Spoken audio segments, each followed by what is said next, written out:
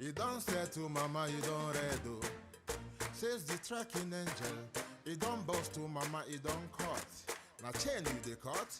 Okay, now make I use my microscope, scan a reality scan, nigga area biafra phobia mentality. See, set mazin Nnamdi Kanu free. One war. They don't want to hear the name of Biafra. For them is a scary name of Biafra. I love this very name of Biafra.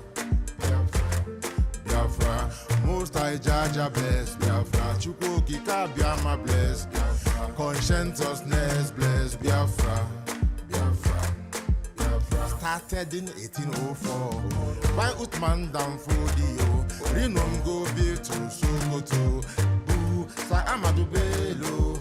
They massacred the Hausa, Marigi and Pura. What about the Shua? Zamfara and Adamawa. Referendum is the voice of everyone. Real freedom, Jawel must be done on the land. Simon, they don't want to hear the name of Biafra. For them is a scary name of Biafra. I love this very name of Biafra. Biafra, Biafra. Mosai Jaja bless Biafra. Chukwuki Biama bless. Conscientiousness bless Biafra. Biafra, Biafra. They tried by the canories. These reckless foolanis. They conquered the Lorraine. Fooling, wooden, fooling. They killing in Benue every day. Niger State and Plateau State every day. The whole of Middle Belt State every day. Every day, every day. How I move, don't do. You say we move, but now we move. They don't want to hear the name of Biafra. For them is a scary name of Biafra. I love this very name of Biafra. Biafra, Biafra. Mosai Jaja bless Biafra. Chukwuki Biama bless Biafra. Conscientiousness bless Biafra. Biafra, Biafra. We know that they are the terrorists. Like the man called Shegumi, terrorist. Gabe Sheva Dosinabe, terrorist. Isa Ali Ibrahim Batami, terrorist. Boko Haram in the army, terrorist. They stop the people from farming, terrorist. Abubakar Malami, terrorist. Mainstream media swami, terrorist. Now we have more sellers than buyers. Information minister liar, Mr. like Mohammed and liar. The truth is Biafra's fire. They don't want to hear the name of Biafra. For them is a scary name of Biafra. I love this very name of Biafra. Biafra, Biafra.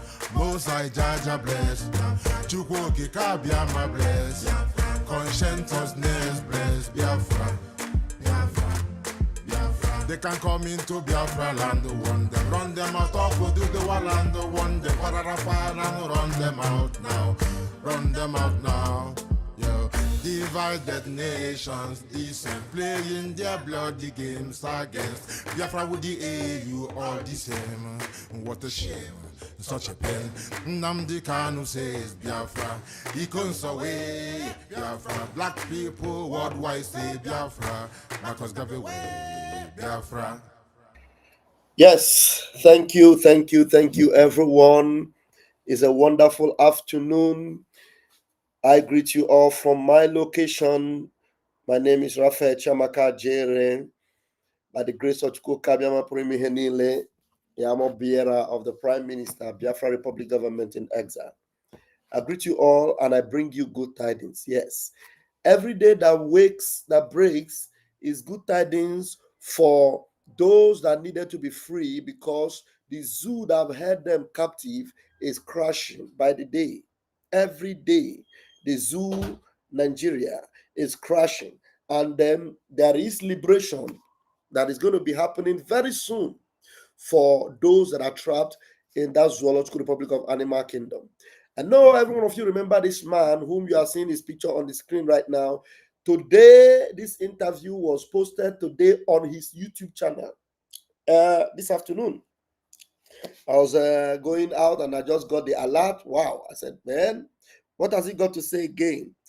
You remember that this man actually exposed all the plan of Nigeria to Islamize, all that there is a lot of people in the Nigerian government, a lot of leaders, governors, senators, and what have you, that are sponsors of Boko Haram and that they are presently in that government.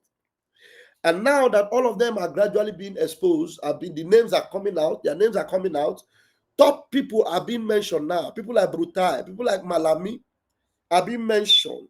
And this man told you earlier that their plan is to Islamize, and they are not changing any of their, modus operandi. They will not stop until they achieve it.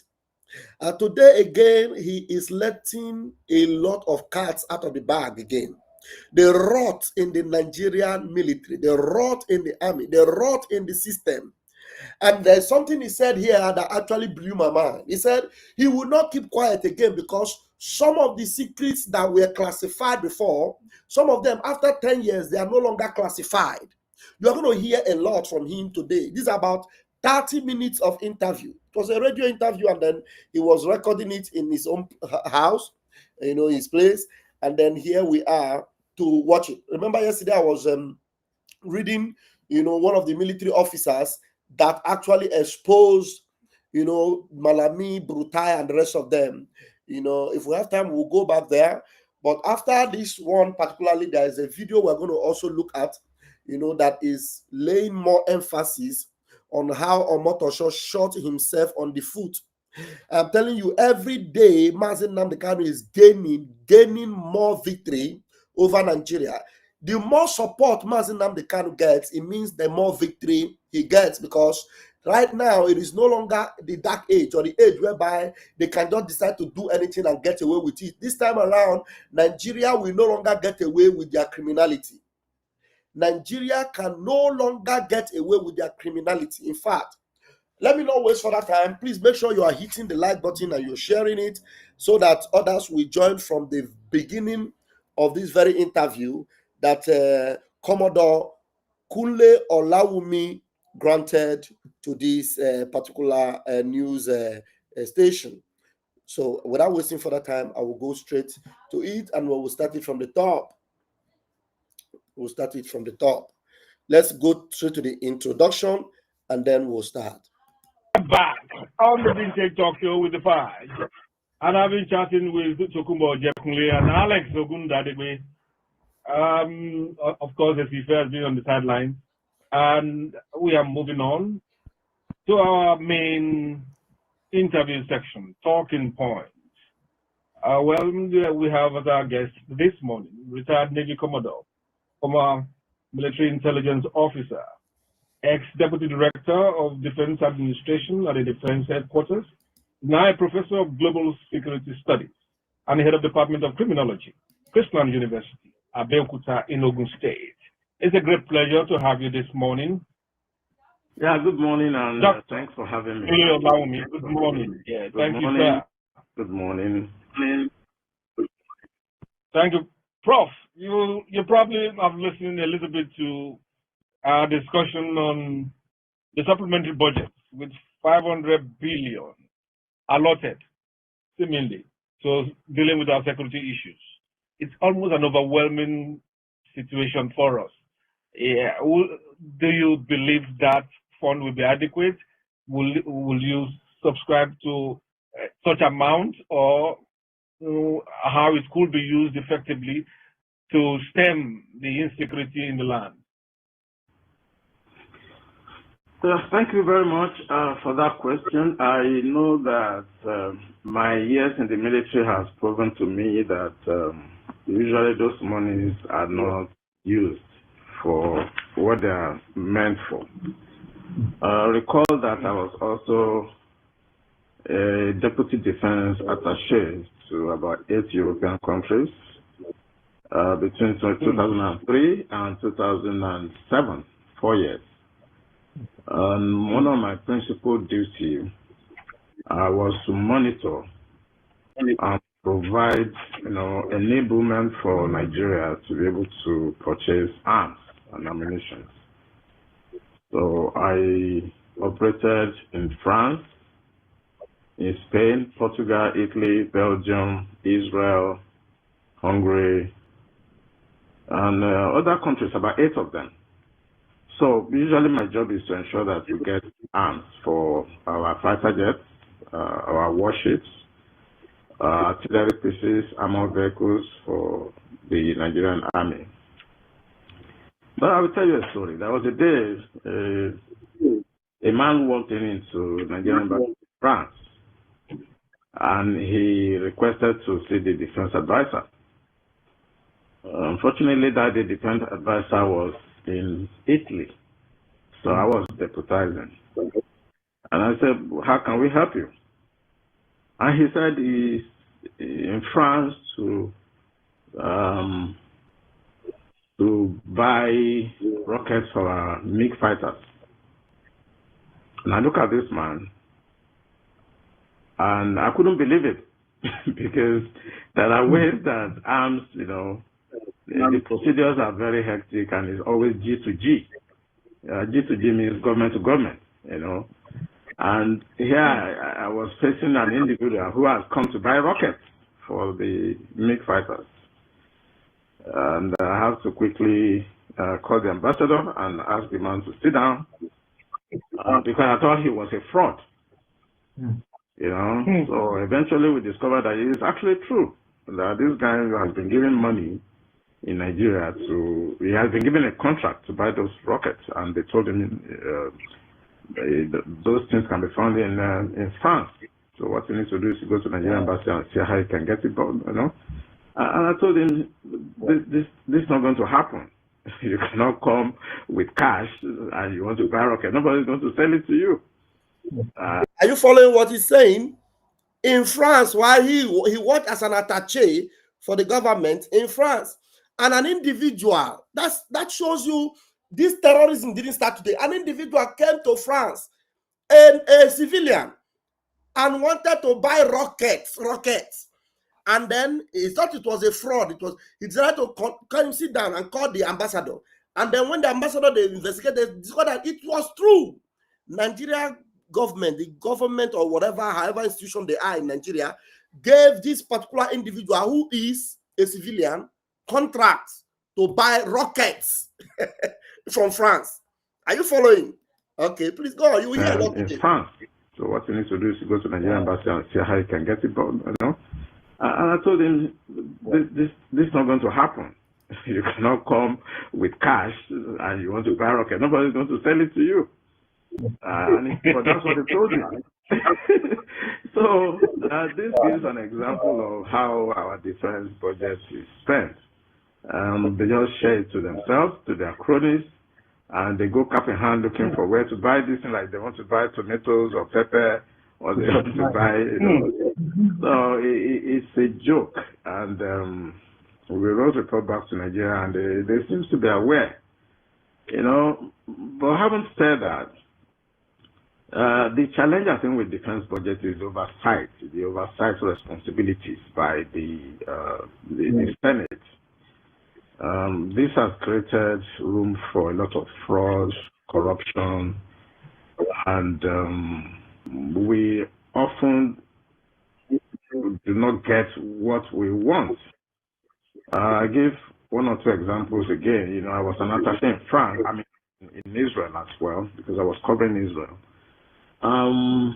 Then we had problem with our coastlines, where you have all these militants operating freely, bunkers, oil thieves.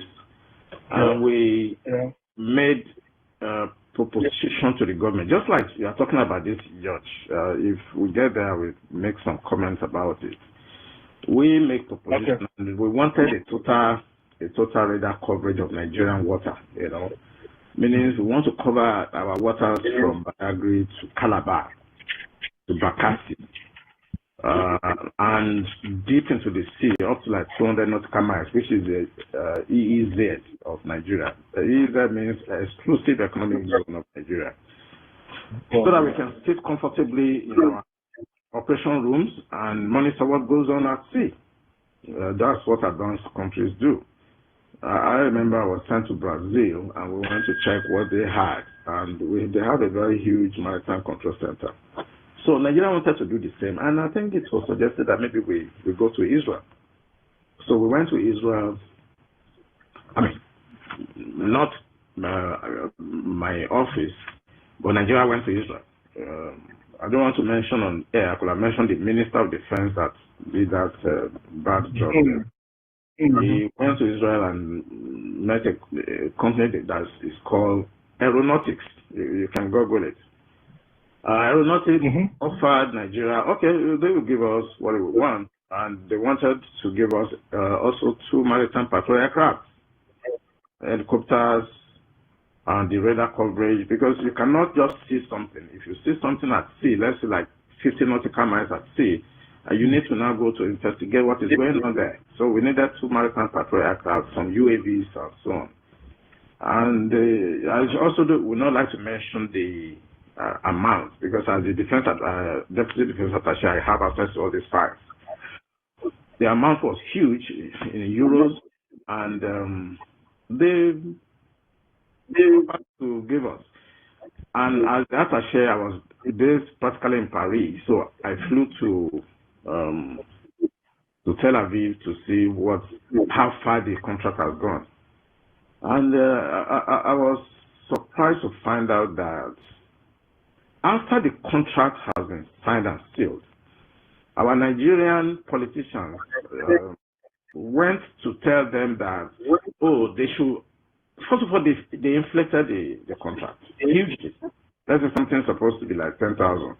They've already inflated to like maybe 100,000. They chopped the one up. They also went back and said, okay, they should remove the maritime patrol aircraft, that we don't need it, and give them the money. So they cut off the maritime patrol. I'm talking about real case. So, and people can also check or tell what I'm saying. And that's why we don't have maritime. I'm talking about real case. This one is not story. Real case, something that really happened. It's not fabricated. This is the way they roll in the zoo.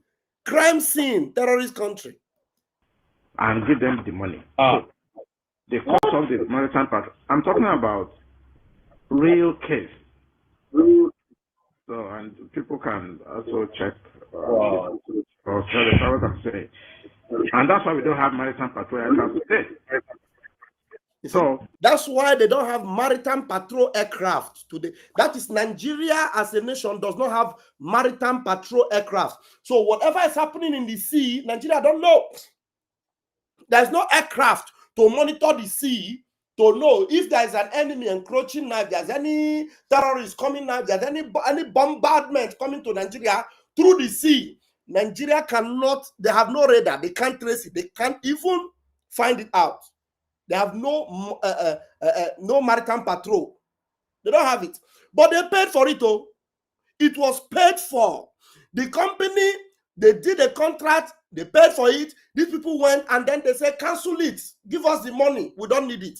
Did you hear what he said? If you didn't hear, let me take it back. He said they went there and told them, give us the money. We don't want it. Maritime patrol. So that you will know what's happening in the maritime area, in the air, in the sea area. They paid for it, and then the terrorist government, they pocketed it. To Tel Aviv to see how far the contract has gone. And I was surprised to find out that after the contract has been signed and sealed, our Nigerian politicians went to tell them that, oh, they should. First of all, they inflated the contract hugely. That is something supposed to be like 10,000.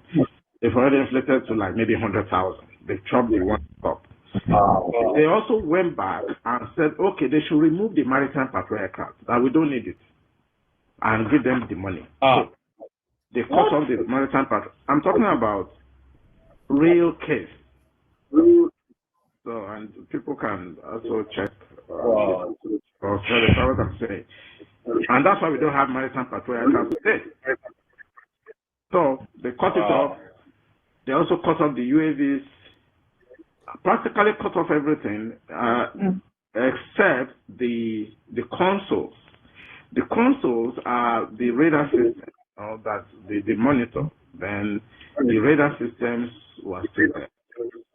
And I think when I'm very careful not to mention names. When another government came, they reviewed the contract again and paid another money. And they never still got this item. Wow. And practically, as I'm talking to you today, this is 2023, we never got those items. Are you hearing him? One government signed a contract for something that they need to be able to keep their maritime area safe. They budgeted it, then they inflated the price. They inflated the price. After inflating the price, okay, they inflated the price. The money with which they inflated was not even enough for them. They said, okay, no need. What will happen is that cancel it. We don't even want it again and give us the money. That government came and gone. Another government came, revisited that thing, signed another contract again. Up to today, Nigerians still do not have that maritime patrol aircraft. Up to today, they don't have it. That's what he said here. I'm not the one that said it. He said it here. Listen to him. Government came. They reviewed the contract again and paid another money. And they never still got this item. Wow. And practically, as I'm talking to you today, this is 2023, we never got those items. It was fully paid for. They shared the money. They were still not satisfied. They went back and cut off all the things that they're supposed to buy. And at the end of the day, they just abandoned the product there. So, if I remember very well, I think in 2004, I was now asked to lead a team. So I led a team of the Chief of Naval Staff. I will still not mention names. And some very senior naval officers, experts in their field. And we went there and we actually physically saw our items on the ground. And they said Nigeria has refused to come for those items. And it has been paid for. And they were begging us to please come and take it because it's becoming an issue. Because the warehouse, we have to start paying for demurrage for keeping those things there. I can assure you that as of today, we never paid those items. We paid for them. Wow. The contract Wow. was funded Wow. time. And perhaps almost the third time, we kept on re-awarding the contracts and people, they were just sharing the money. Look at this new embarrassment, new calamity, so to speak. The purchase of the presidential yacht by the Navy. I don't understand. The money has not been approved. Before the money was approved, I understand it has been purchased and been delivered. Does that process make sense? One, is it possible for a purchase to be delivered without money being budgeted for, or we're not told the exact truth? Secondly, what is the use or usefulness of a yacht in the fleet of the Navy? What does it serve? Is it a warship? Is it a pleasure, a pleasure trip or pleasure ship? What exactly is this yacht about? You asked too many questions, but let me take it from the relevance of a yacht. If you go to Royal Navy, they have. If you go to Russian Navy, they have. Let me just use those two examples. Usually, Navy plays two roles: defense and ceremonial. There's what we call flag showing, and a lot of people may not know that if you want to do what they call the fleet review, the fleet review is like you want to do guards inspection in the army, Parade. Parade, Yes. So the president will march and, inspect the parade, they will do the ceremony. The Air Force, they do the same. So the Air Force also, they have their fleet review. They will fly past, you do independence parade, see the aircraft flying past and see the aircraft and colors and so on. Yeah. Navy also has similar program. We call it fleet review. They call it presidential fleet review. Unfortunately, the ships are huge and they are always inside the other lagoon or at sea. And the president has no other way to inspect those warships than to be inside his presidential yacht and,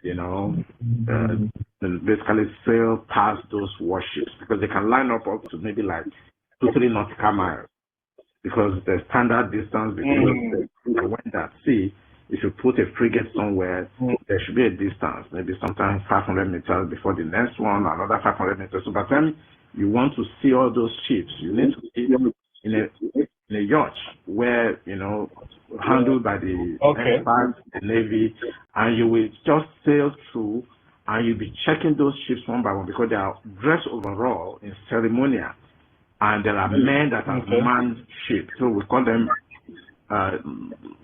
they share as the president sails past. Salute to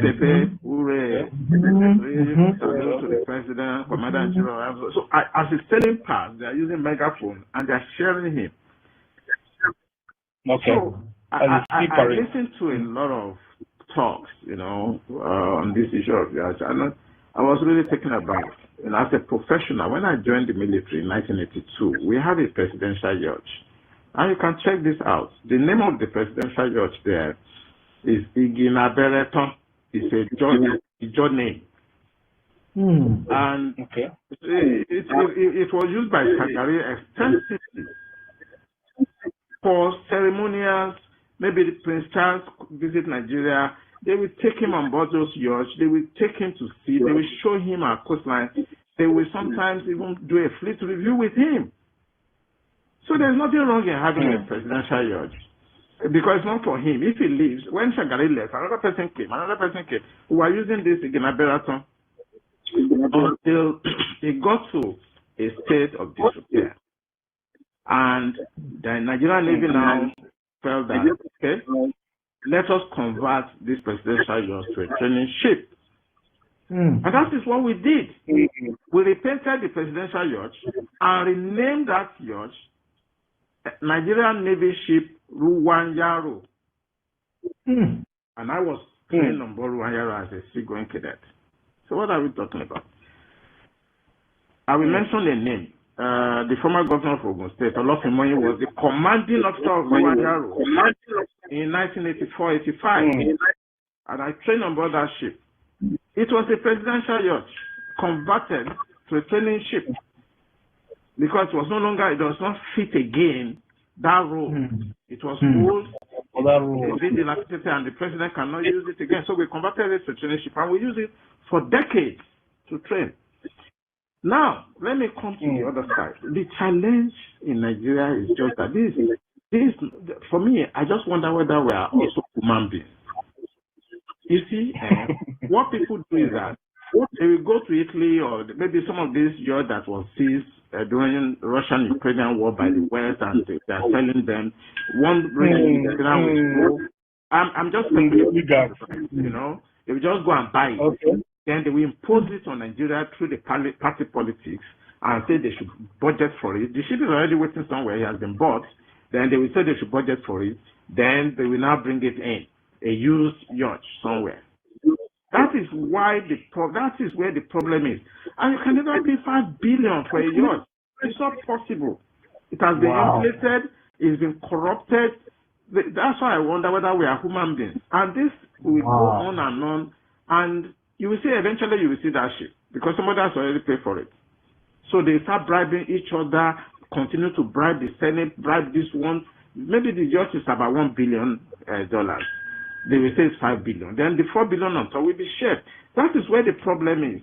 It's not good to be blaming that what do they want to do with presidential yacht. Is necessary for ceremonials, for flag showing.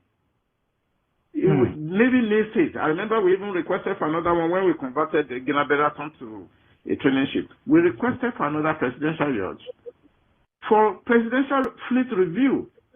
Are you going to dump the president in one tiny boat? Supposing something happened and he fall overboard.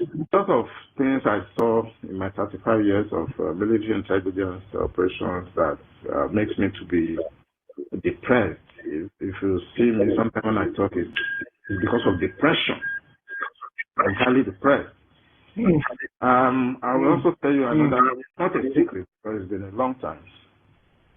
We also, during Babangida time in Kabacha, we have this method of keeping our weapons, huge weapons. We have, it was like a policy. We have a way of keeping them with the manufacturers for maintenance and for keep in a very conducive warehouses, because some of the military equipment are very sensitive, like missiles, for example. You can't just buy missiles, bring them to Nigeria and keep them in one store. If you do that, the missiles are going to be safe. So we have some depot in France. I won't mention specific type of missiles and companies. We have some depot in France, specifically around Bordeaux. And we have some in Milan area in Italy, where we keep very sophisticated, huge weapons, But what is important in this case was that I went to, because I was covering Italy, so I went to a company they call Cantieri to see how well are we maintaining this, are they maintaining this? I'm talking about artillery pieces, armor tanks, pulse missiles, 105 mm pulse missiles, and so on. And the Italians were telling us that, come, this thing has been lying here for so long, and our demurrage then was thousands of euros, And it's like we may not get these items except we pay the demurrage. We also have some helicopters, in Italy, all these anti-submarine helicopters and so on. Because during the civilian era, during Shagari, we were very ambitious. We were leading Africa. We bought the most sophisticated warships, NNS Aradu, that's Nigerian Navy ship Aradu. We have the frigates from Britain. The Aradu was from Germany. I commanded the Patron 3 fast attack crafts with missiles and so on. We were very ambitious. So it is very, very disheartening, very depressing to see what these politicians are doing today.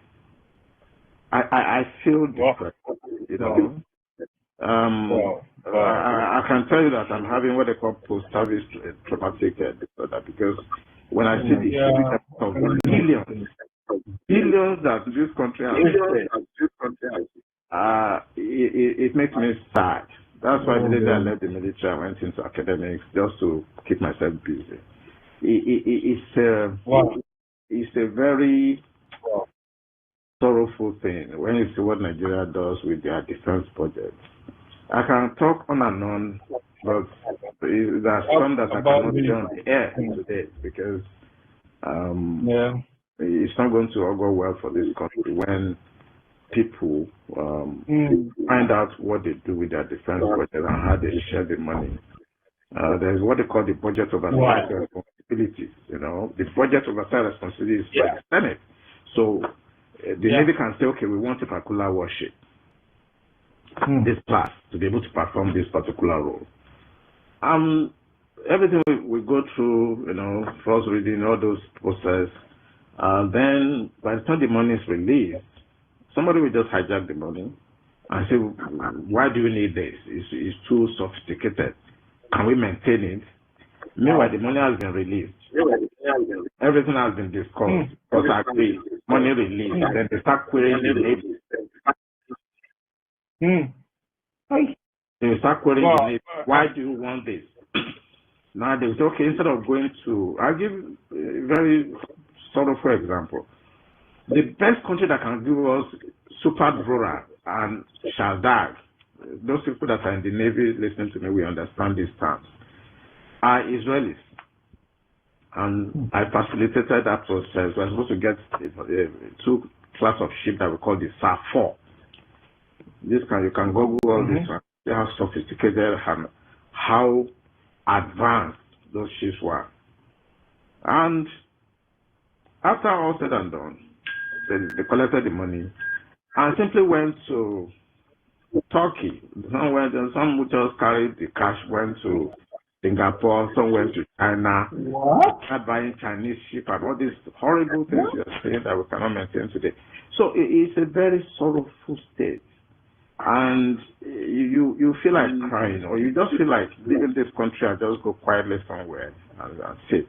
These people that are in government in the past years they're supposed to be tried for treason. Supposed to be tried for treason, supposed to be condemned, and they should shoot them at the stake. Are you hearing what he's saying? Are you listening to what he's saying? These people that are in government are supposed to be tried for treason. They're supposed to be condemned, and they shoot them at the stake. I want him to repeat that word again. But instead, they are the ones going to kidnap, pick up people, do extraordinary rendition, and then they come and they condemn innocent people, whereas they are hardcore criminals. This is a Navy Commodore telling you that these leaders in this nation, they are supposed to be arrested, condemned, and then hung, and then executed on the stake. Listen to him. Turkey. Some who just carried the cash went to Singapore, some went to China, buying Chinese ship and all these horrible things you're saying that we cannot maintain today. So it's a very sorrowful state. And you feel like crying, or you just feel like leaving this country and just go quietly somewhere and sit. These people that are in government in the past years they're supposed to be tried for treason. Supposed to be tried for treason, supposed to be condemned, and they should shoot them at the stake. These are worse than you can never know. You are a journalist. Things are really bad. The corruption is horrible. And the people that are there, sometimes when I look at them in the face, I wonder whether they're actually Nigerians. I believe some of these things are foreigners. They're just here to destroy this country. Wait. Because I don't see any Nigerian that will do what I don't want to mention names on air, otherwise I mention names of minister of this, minister of that just stole money and disgraced our country. How can the fellow be begging me? They stole money and then disgraced our country. This a Nigerian Commodore saying it too. But when Donald Trump said it, they said, how can you call Nigeria a disgraced country? Listen to this Commodore. Let him repeat it again. He said they stole money, they did all manner of things, disgraced their country. Listen. I don't want to mention names on air, otherwise I mention names of minister of this, minister of that just stole money and disgraced our country. How can the fellow be begging me to help them beg Nigeria to come and take what we have paid for? Wow. And they will not take it, and it's there. When I went to Fincantieri in Milan, in Italy, and I know people, I don't want to mention names as well, because some of them are in Abuja, they may not understand, they may not be listening to your program. They were begging us to come and take our armor tanks, our 105 horsewheelers, that's the artillery pieces, and so many, the ammunitions and so on. And they say, I don't want to also mention the Minister of Defense then. You understand? They said that it's too expensive, that we can't afford it. We can't pay the demurrage. And so we would rather leave those things there. To forfeit it. I actually don't want to talk about the governors election. I don't want to talk about them. Why? Why, Prof? Why? Because if I talk, maybe I'll be too harsh on them. These are not human. Don't they need it? Most of them are not human beings. So why should we talk about people? Are you hearing? He said he said he doesn't want to mention their name. I don't want to talk about them. He said because most of them are not human beings. Most of them are not human beings. Honestly. Why? Why, Prof? Why? Because if I talk, maybe I'll be too harsh on them. These are not human. Don't they need it? Most of them are not human beings. So why should we talk about people that you wonder whether they are even normal, you know. Okay, let me just give you an idea. In 2008, 2009, I was the chief security officer to a governor. Okay, let me mention the state, Enugu State. I was the CSO to a governor in Enugu State. I mean, I worked with, you can see the linkage, how it works. I work with Sergeant Rogers, I work with Major Mustafa. There's a seamless linkage from the national to the state to the local government. Now, this same governor you want me to talk about, they have killed the local government completely. If you want to talk about security, it's from the grassroots now. They kill, they earn their money. They don't allow their money to go to the local government. So he sits in the capital, driving jeep up and down, blowing siren up and down, you know, stealing money. Then you want me to advise him as how he should secure the state. He will go and bring his brother and make him CSO. He will go and bring his relative, maybe his wife's brother, he will make him CSO. I want me to advise them. They are not professional. They don't even know what they are doing. They think they are just governors to eat money and become rich and harass people and use stuff to be killing their political. They think that's why they are governors. It's not a rocket science. Get a professional to be your chief security officer and you go to bed and sleep. Then they give you security vote. You just think security vote is for you to eat and carry women to places and go and be sleeping around with women. They think that's what security vote is meant for. I don't want to discuss that. Please, let's have made some discussion or conversation on this issue. The question of the civil oversight responsibility to defend and the procedure that, you know, Nigeria has established over the years. For me, there's nothing really wrong with the procedure. It is the operator of that procedure. The kind of human beings that I've seen in corridor of powers over the years is just baffling.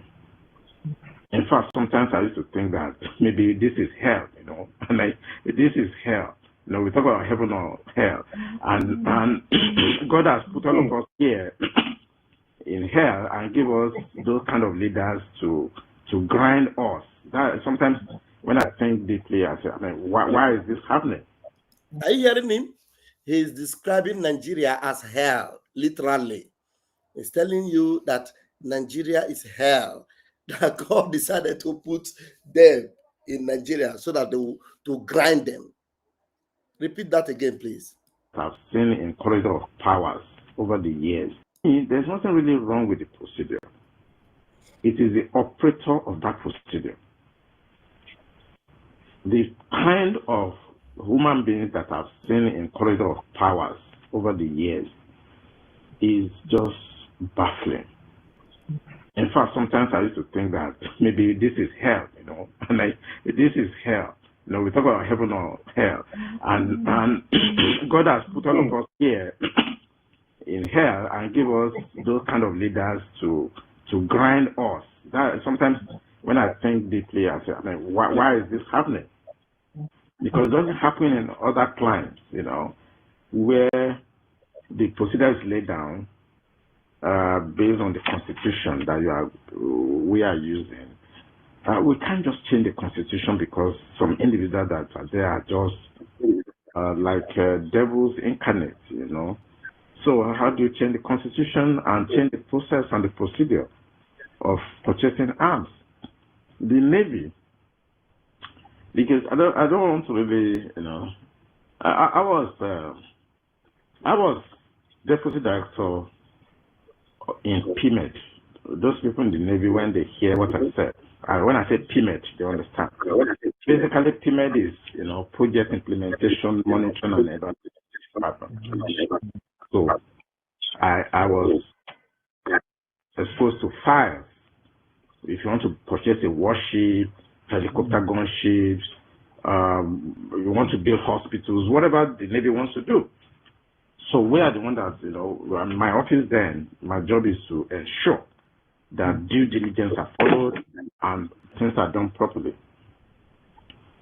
And I step on so many toes because I ran into files where a lot of contracts have been awarded for the Navy, and they ate the money. And I said, no, we have to go through this, make sure we recover the money. And I remember I recovered more than 2.something billion, within a span of 4 months. And eventually I was... the money that was stolen, when he discovered that the stolen money, he decided to, make sure they put him in a position whereby to recover this money. Within 4 months, he recovered 4.something billion. Within 4 months. You want to build hospitals, whatever the Navy wants to do. So we are the one that, my office then, my job is to ensure that due diligence are followed and things are done properly.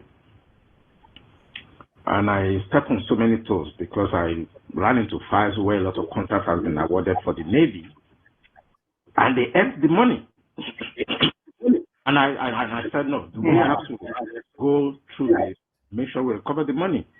And I remember I recovered more than 2.something billion, within a span of 4 months. And eventually I was removed from that office because I was too difficult, So, I mean... He recovered 2.something billion, and they removed him from the office because they said it was too difficult. You see, Nigeria, they reward criminals and they expel those that do well. And I remember I recovered more than 2.something billion, within a span of 4 months. And eventually I was removed from that office because I was too difficult, So, I mean, it's not something we should be saying on the air, but these are things they can verify. So the challenge is that when the Navy say, okay, they are requesting for a particular warship, that's what we can do. The Navy will make a requisition. It goes to budget defense. Chief of Accounts and Budget in Nigeria will go there to defend it. And some experts will go with them.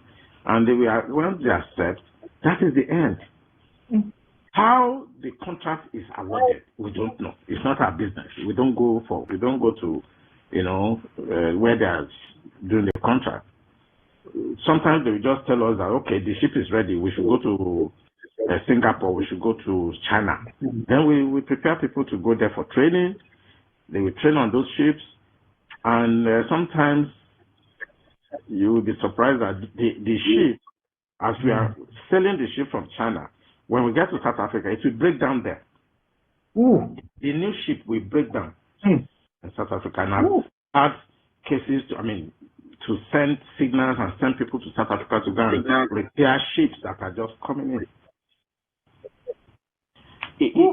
It's horrible. It's horrible. Because give them money, they will go and buy Tokumbo ship. And they say they bought new ship. A ship to go and deliver the ship, that the ship will break down on the road. Nigeria. Signals and send people to South Africa to go and repair ships that are just coming in.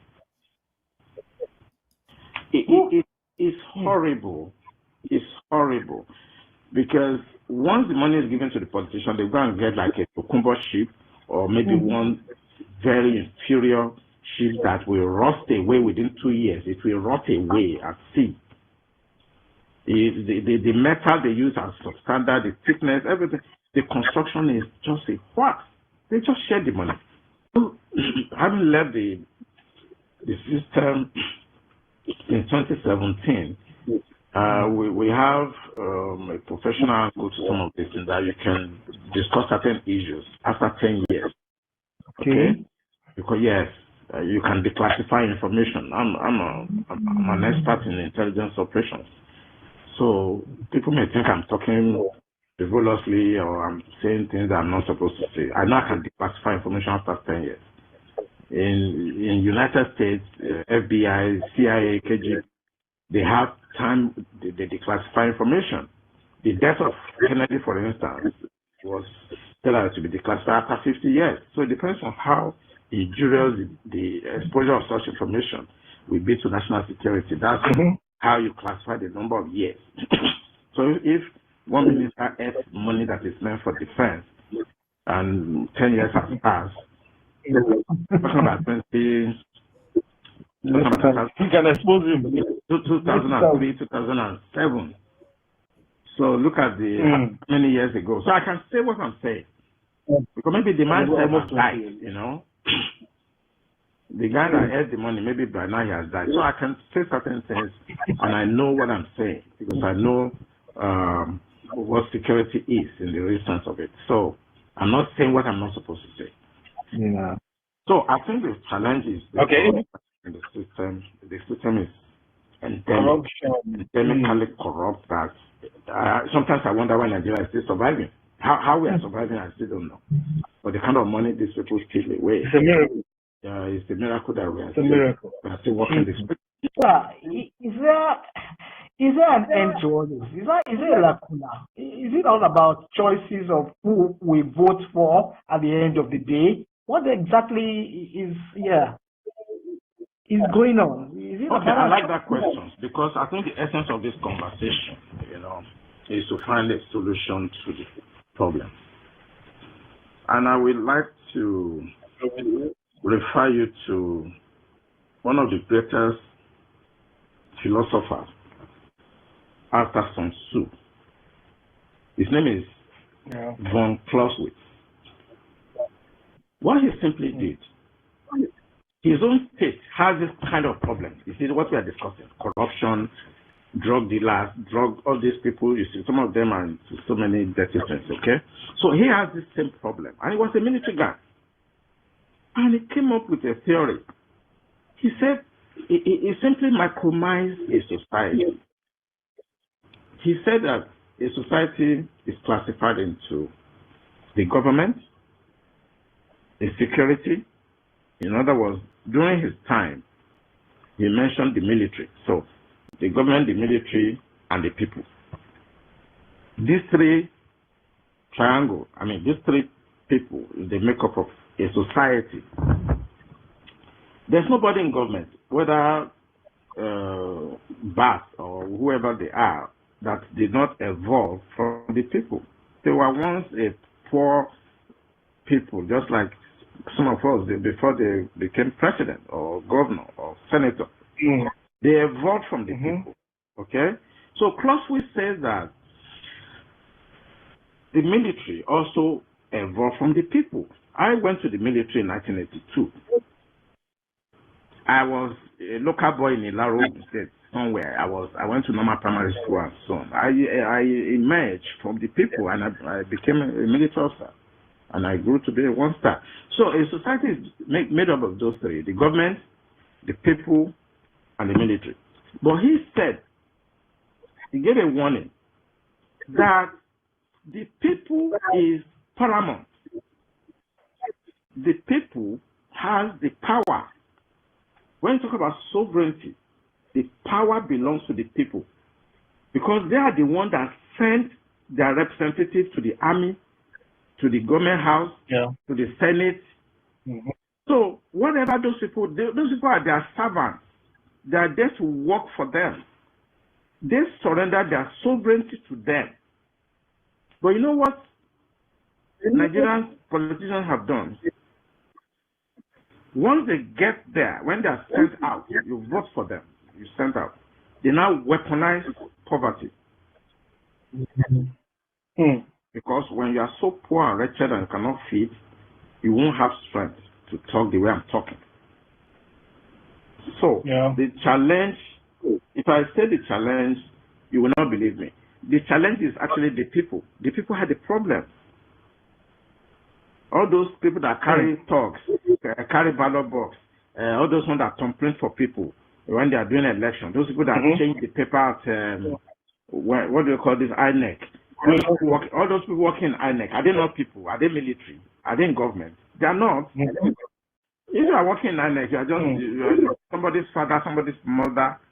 You know, if I use copper and they say you should go and man one polling unit, you are somebody's sister and brother, and you are there also collecting money. So the people are the problem. They forgot that they have the power to remove these people, to kick them out, just like the French Revolution. People took power to their hands, went to Versailles. I was in Paris, so I used to visit the place, and beheaded the king. Carry his wife, took him to Trocadero, put out that guillotine, and beheaded her. And the French system changed. Are you hearing him? For there to be a change, for there to be a total transformation and a new beginning for you, you must have a revolution. It is by force. He's reminding them that it is the people that should take action. If you are waiting on the government and depending on them and thinking that, look, you will quietly, there is no way. No, Nnamdi Kanu said it, and they were saying crucify him. There's nowhere in the world where people got their freedom through a peaceful means. There's nowhere in the world. People got their freedom through a peaceful means. There must be a revolution. They are telling you about French Revolution. Somebody's head was removed during French, when French had their revolution. The people did it in France. Please tell them again, as this thing is coming to an end, this particular interview. Somebody's father, somebody's mother. You know, if I use copper and they say you should go and man one polling unit, you are somebody's sister and brother, and you are there also collecting money. So the people are the problem. They forgot that they have the power to remove these people, to kick them out, just like the French Revolution. People took power to their hands, went to Versailles. I was in Paris, so I used to visit the place, and beheaded the king. Carry his wife, took him to Trocadero, put out that guillotine, and beheaded her. And the French system changed. So what gives these people power over you? And that's why sometimes when I talk on the air, you think I'm annoyed. No, I'm just upset that why should a governor think he has the power over me? I'm respecting the office of the governor. And if the individual in that office is a criminal, I have no respect for him. And then some people think I'm arrogant. I don't have respect for you. You are just a human being like me. You. Someone who is in power and is a criminal deserves no respect. A lawyer who is passing judgment without showing you law deserves no respect. You are a lawyer, you are a judge. You want to pass a judgment. And then the person you are judging is asking you, my lord, sir, my lordship, sir, please show me the law with which you are judging me. Is that arrogance? That's not even disrespectful. The disrespect is when you even go and spit on his face. But when you're telling him, show me the law, that's what this man is telling you here. You are a leader and you are a criminal. You don't deserve any respect. You are a motor show, you are a judge. And you said you promised you will abide by the law. You promised you will allow them to read, to take their own chances and do their own thing. And then later you put them all aside and you want to pass judgment. And I said he was unruly. Don't that fire you? We don't have respect for anybody that is a criminal. If you are not respectful to law and ordinances, to law and order, you don't deserve respect. That's exactly what he's saying here. People are the problem. They forgot that they have the power to remove these people, to kick them out, just like the French Revolution. People took power to their hands, went to Versailles. I was in Paris, so I used to visit the place, and beheaded the king. Carry his wife, took him to Trocadero, put out that guillotine, and beheaded her.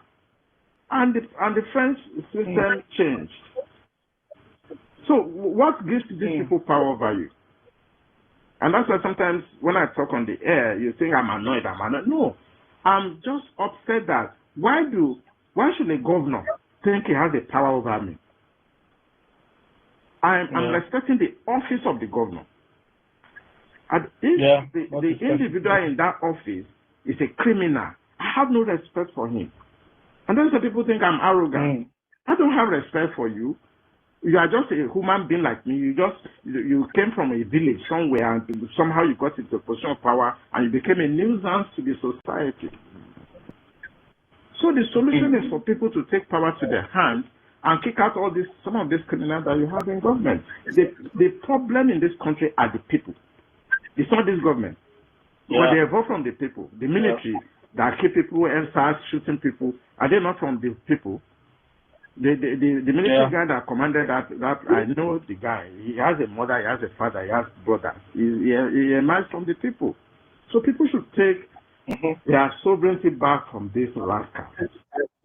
People should take their sovereignty back from these rascals. Oh my God.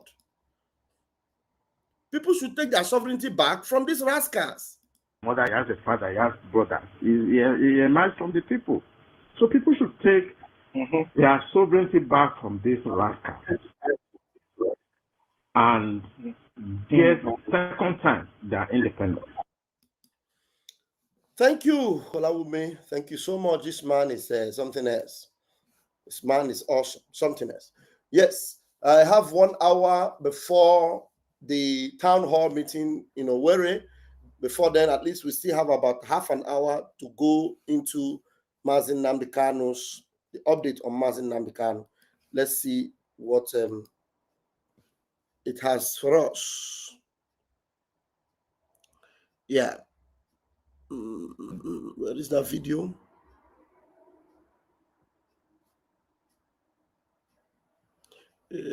Case presence. Okay. Wait, I need to bring it from here. All right.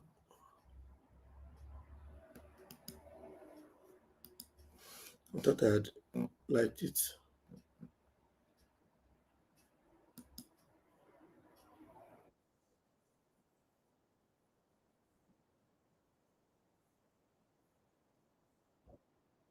Okay. I have to change it to the other YouTube. Share screen. It's very wonderful analysis, and you don't want to miss this one. Yes, it's about 1 hour, but maybe we'll take at least 40 minutes of this because of our town hall meeting today. Please, let's take this. Very important. Are we here? Is it here? Okay, I think it's here. This analysis is powerful. Honestly, you need to be here. Myself, I've not watched it all, so I'll take my time now to listen. This Omotosho got this job by connection. He did not merit it. From the way he read the judgment, you could see that this person is not learned. This person is half-baked. Somebody like this Omotosho got this job by connection. He did not merit it. From the way he read the judgment, you could see that this person is not learned. This person is half-baked. He cannot claim to be. It's not trying to be full-baked judge. No. It's not a full-baked judge. When the gods want to destroy someone, they first of all make him what? Mad.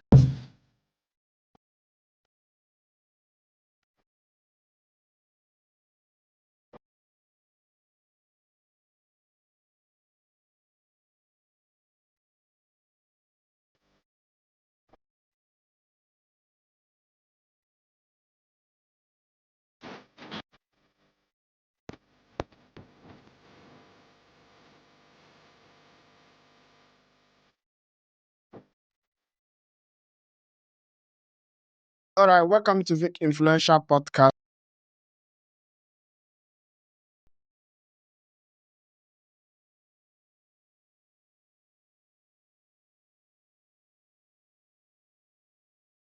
Once again, so today I'm here with my brother, Mr. Freeborn Happiness.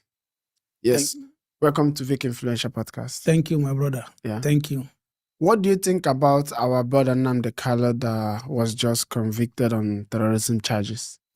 I think the judgment was unfair, sincerely. That exposed. Sorry, I was talking. I didn't know I muted myself. The name of this channel is Vic Influential. Vic Influential. Credit to Vic Influential for this particular podcast. Very important. So let's go. Let's get it done. This is also the corruption or the rascality that exists in the Nigerian judiciary. So for me, it was the joke of the year. It was a total expression of, you know, a constitutional, constitutional breakdown in Nigeria. That is how I see it. It's ridiculous, it's shameful, and it cannot be accepted, in my own opinion. Yeah, it cannot be accepted. But from what we are hearing, he has already been transferred to where, Sokoto, right? Yeah. He has already been transferred to Sokoto prison. So Yeah. till how many days again before he appeal? Till I think 2 to 3 months. Yeah, I guess so. I don't know the exact date. Yeah, so that's We have right to appeal, but I don't know the exact time. So that's around January or February. Okay. He's going to be there. They will appeal, start delaying again till Tinubu lost election or win again. And they will continue to do like this till how many years again to come? You see, for me, there's something that worries me the most. Not even winning of the election or freeing him or jailing him. Yeah, you know why I said that? Because this is complete witch hunting, right? Yeah, outside the witch hunting, there's something greater that I see. There's something that is worrisome that I see from the ruling. And I will say it. What I see is that that Nigeria does not have where they stand. I don't know how to put it in English. Some people say Nigeria is a jungle. But even in the jungle or zoo, there is a kind of rule. But from what happened, you could see that unfortunately, Nigeria does not have where they stand constitutionally and otherwise. So the fear is now is that what law is ruling us? Which constitution are we under? If constitution can be violated at any time. So which rule do we actually have? Which constitution do we actually have as a Nigerian to believe in it? Do you understand what I mean? Yeah, I understand. Yeah, because this is, so for me, that is my fear. That is the fear that I have, that anything can happen to anybody, anytime, any day, whether without court or with court. Because Mi ha guarita durante lo spettacolo, ha guarito una parte di me. this was so plain. So before this case, you had faith in Nigerian judiciary system before this case? At least to some level. There are some rulings they use technicality to cover. That you understand, because in the law, I'm not a lawyer, but I know there is what to call the spirit of the law and the letter of the law. So in some of the cases, they use technicality to beat or to win the game on technicality. The law is there, but the technical side always, favor them. They use to win the game. But this time around, there is nothing like a technicality. This was plain. Okay, Nnamdi Kanu was saying, show me the law on which you are judging me. And the lawyer could not say it. For me, this is something that is worrisome. That is why I think the youth by now should be rising. The youth should be asking our elders question. So on which rule, under which rule are we? So that we know how to move, going forward. For me. Do you understand? And nobody is saying that is my own worry. If somebody should ask, on which constitution, which law are you judging me? Are you sentencing me? Let me know, yes. Yeah. And they could as simple as that. They could not read it before him in the law court. But before, this used to happen. If they are judging you or you have a case, they want to sentence you. After going through the evidence, analyze it, they say, okay, based on the evidence that we have, and according to this law, this number so and so, then we are judging you. They pass judgment. But Nigeria do not care about that. They do not care about how they will look in front of anybody, even as they are under the scrutiny of the whole world. Pass this kind of judgment. You see, that is worrisome, because this can be applied to anybody. This one is not about tribe. You understand? It's not about Nnamdi Kanu being an Igbo man. No. This is about a whole nation and about a constitution. And the more, if it can happen to Nnamdi Kanu that have a wider view, a worldwide view. So who is an individual that it cannot happen to? So tomorrow you can have a case now. they take you to court, the court will just pass judgment without reading the law that you are offended. Do you understand? That for me, that is my worry. And I cannot understand it to date. Do you understand? You will be sentenced to death on what you have no Yes, knowledge on about. what the law that is not existing.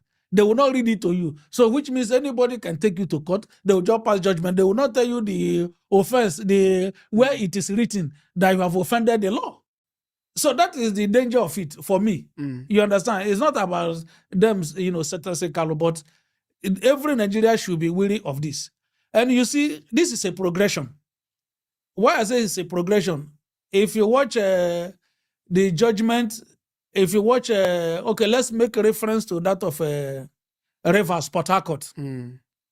During the case against a Fubara team and those that decamped, when those that was in PDP, when they decamped to APC, so that they could, take Fubara out of the way. And later they found out that the case was against them for defecting. They went to court, and the court said that they did not defect to APC.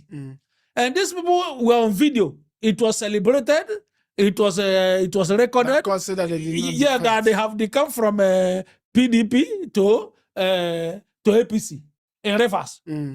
But when they found out that the case was going against them, they said that they did not defect. Yeah, they did not decamp. And the court did not accept the video evidence. Do you understand? And there was a video evidence of these people, of the proceedings, of when they were defeated, when they were welcomed by the APC party. And the court did not recognize that. Even during the 2023 election petition, they did not accept video evidence. But on Nnamdi Kanu sentencing, the judge was reading a pronouncement or a broadcast that he did from abroad, which is virtual. So how can that be accepted now? If it was not accepted in a reverse, if it's not accepted during the 2023 election, it depends on how is it accepted now?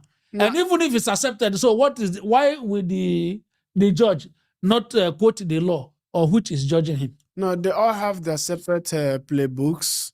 So if they are passing their judgments according to what the law says, that means the law will be constant, right? But that is not what they are doing. They all have their own playbook, which they are doing whatever they are doing from. So if whatever happened in Rivers State, they will have what Wike or whoever will present to them, this is how we are going to do this one. Just like during the election tribunal, they will have their Tinubu camp and whoever that is writing out this script to them will say, this is how we are going to do it. So it's not about the law. The law is only one. Whatever you are going to do, you are going to get it from only one book and one constitution. So it's always going to be constant. Nothing like changing here or changing there. But they are not playing by the law. That is why I ask you, before Nnamdi Kanu, did you even have hope on this, whatever that is going to happen now? From everything that is happening before, I've seen, following this case, I have come to a conclusion, or I've already even made up my mind that Nnamdi Kanu is not going to get justice or got acquitted. Before they went and kidnapped him from Kenya, they already know how the thing is going to play out. They knew that if they bring Nnamdi Kanu from Kenya without the proper channel, they cannot try him, because that is what the law said. They know, somebody advised them. They say, okay, this is Nigeria. We can just bring him. He jumped bail, and we will keep saying that he jumped bail, and everybody will forget that his home was invaded by the military, that he escaped so that he will not be killed. Everybody will forget that, and we will not play that he was extraordinary rendition. Because if you are going to judge that Nnamdi Kanu was extraordinary rendition, that means you don't have the jurisdiction to judge the case, right? But they already knew. This is not the government doing it without the Attorney General. No. They were all in sync with everything that played on. Yeah, they already knew. Yeah, yes, they know. That is why I always say that if you are corrupt, if you are evil, you are smart by half.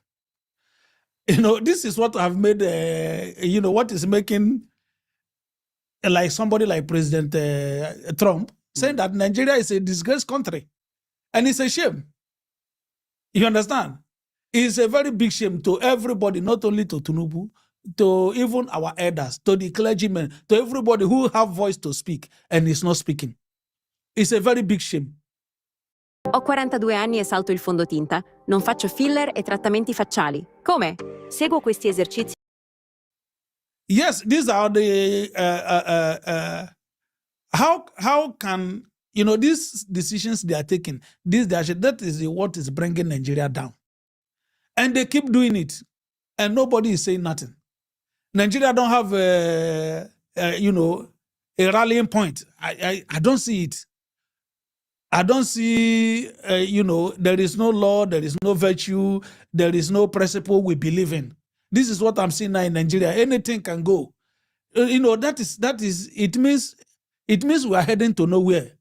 We are heading towards disaster. God forbid, but that is the pointer. Are we not already there?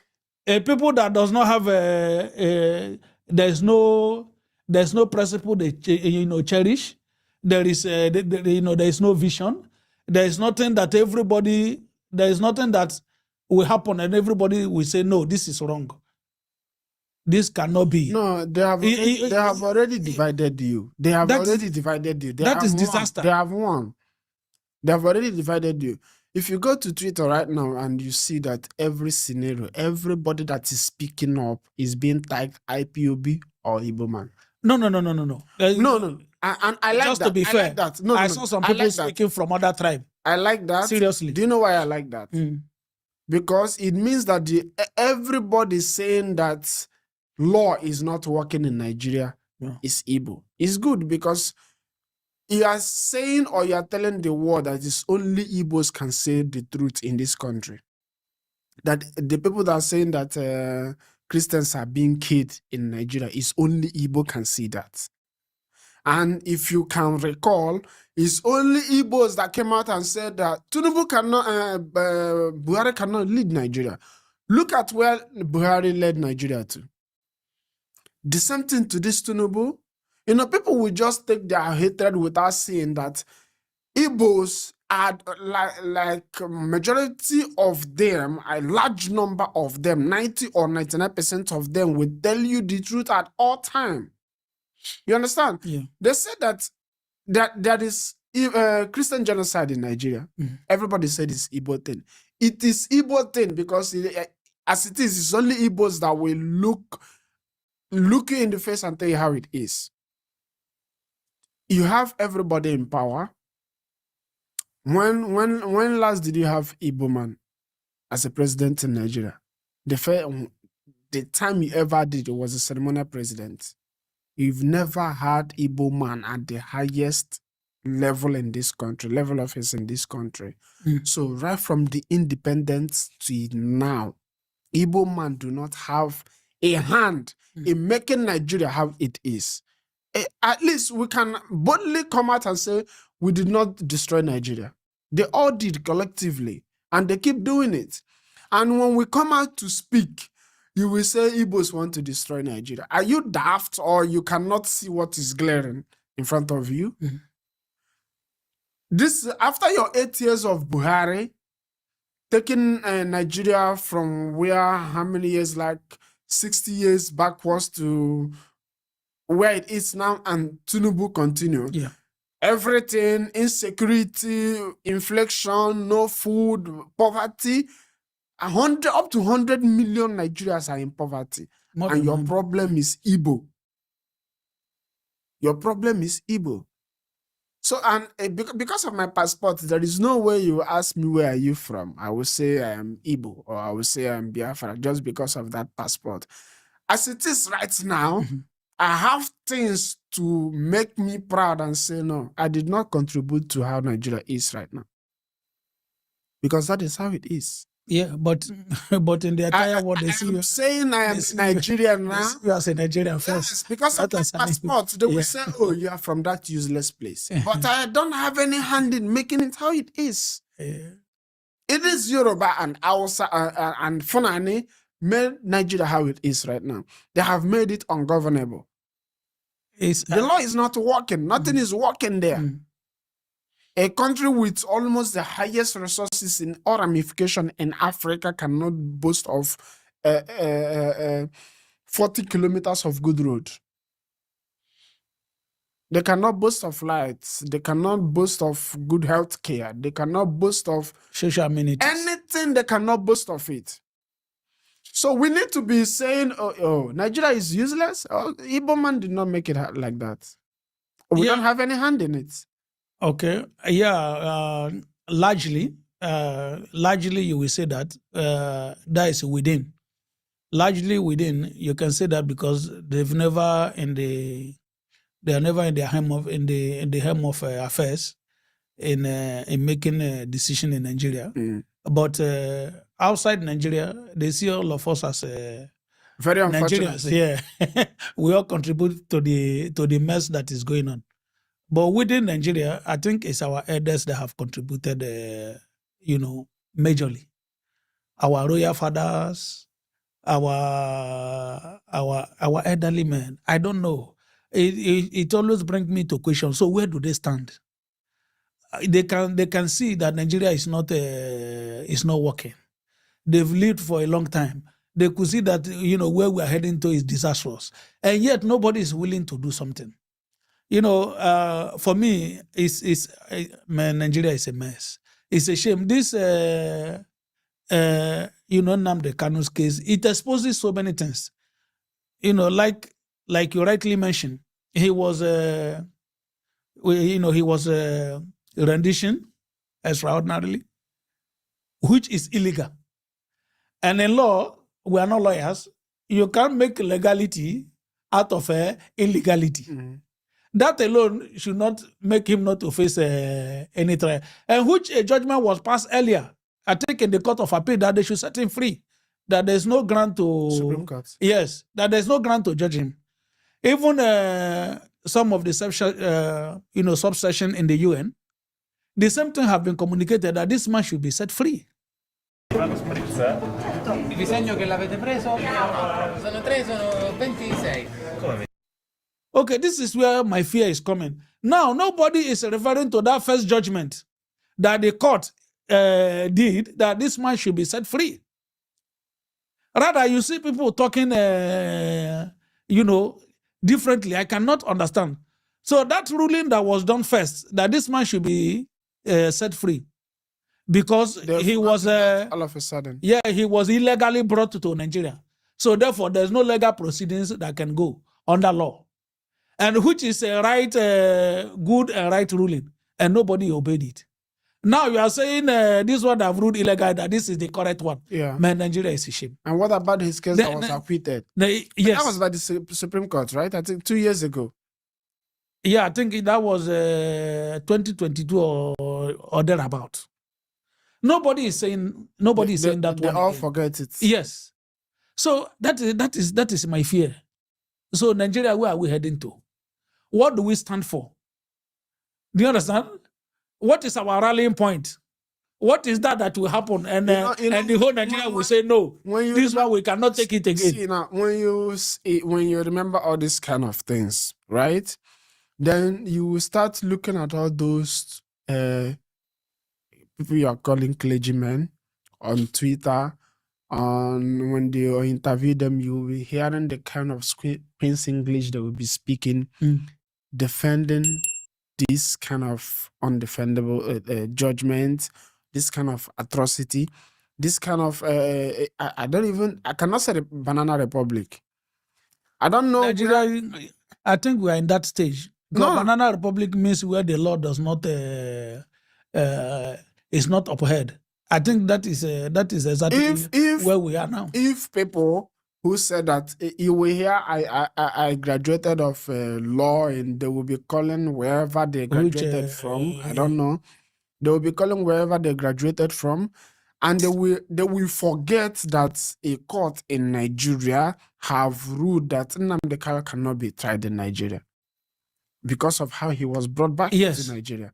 And you forgot that a court have acquitted him of his charges. Yes. And all of a sudden, you are celebrating, everybody's ramping about that Nnamdi Kanu has been sentenced to life imprisonment. It was good. Man. The judge was reading everything. I think he read it more than 2 hours. I don't know. That man, sorry to say, that man is an illiterate. Wait. Sincerely, I don't think he got there by merit. Wait, I understand.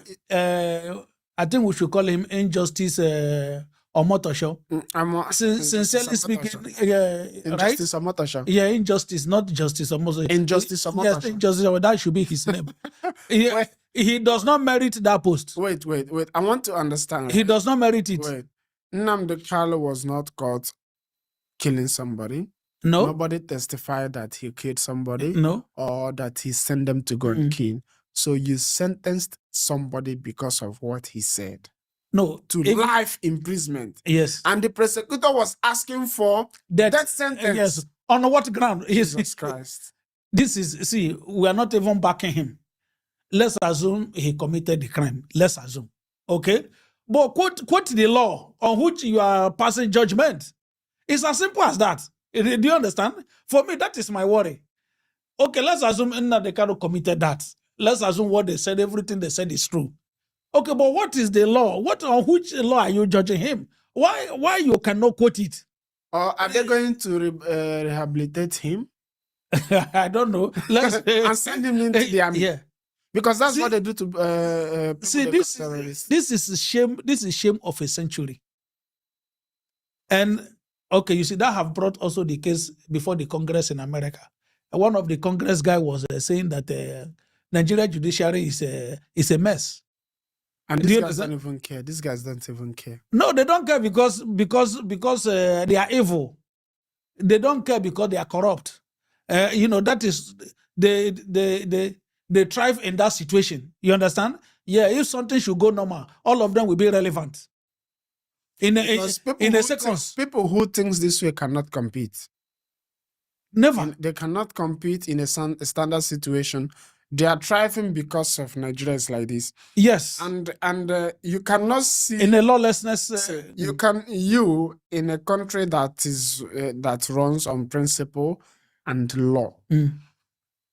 That judge cannot be a judge. Never. It's not possible. Never. And that prosecutor cannot get a job. Never.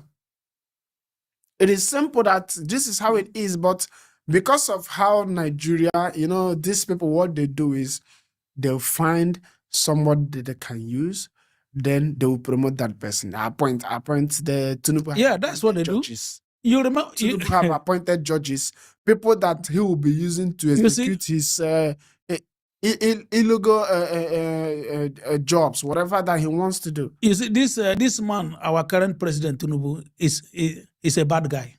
Sincerely, these are people that have. No, I'm telling you, most of them don't know the depth of his of his evil. Yes, since he did not contest, why he was not contesting, he was working behind to change the rules, the laws. You remember, if Nigeria laws was not changed, this man cannot become a president. Part of the reasons, part of the law that they work from behind to change was that some cases is for party to decide, not for the constitution. You remember when they raised case about his eligibility to contest as a president in Nigeria, and the court said that is a party issue. Yeah, that is a party issue. Since the party could not deal with that, that the government does not have anything to say, the whole country. You could imagine that what will make somebody a president. Mastermind. Yeah, criminally mastermind. He did that from, behind to change the rule. That if party did not determine that this person is not eligible to contest, it's a party issue, not a federal government issue. How can that be? Is he going to govern only his party? Somebody that is coming to govern a whole nation, and you are saying that that is a party matter. They're supposed to have decided it. It's not something you can consider. So they have started working day and night for years to change the rules so that he can be a president.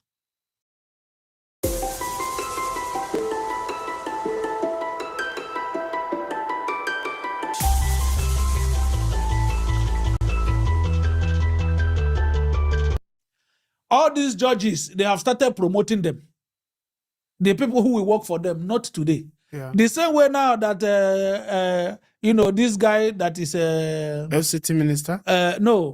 One of these guys that is always bringing the judicial deficiencies, to light. The way he said now that the current judges, they are appointing their children and, political mistresses. They are now being appointed as judges the same way they started. Somebody like this Omotosho got this job by connection. He did not merit it. From the way he read the judgment, you could see that this person is not learned. This person is half-baked. He cannot claim to be this person is not claim to be full-baked judge. No. It's not a full-baked job. It's not a full-baked judge. He's not an intelligent guy.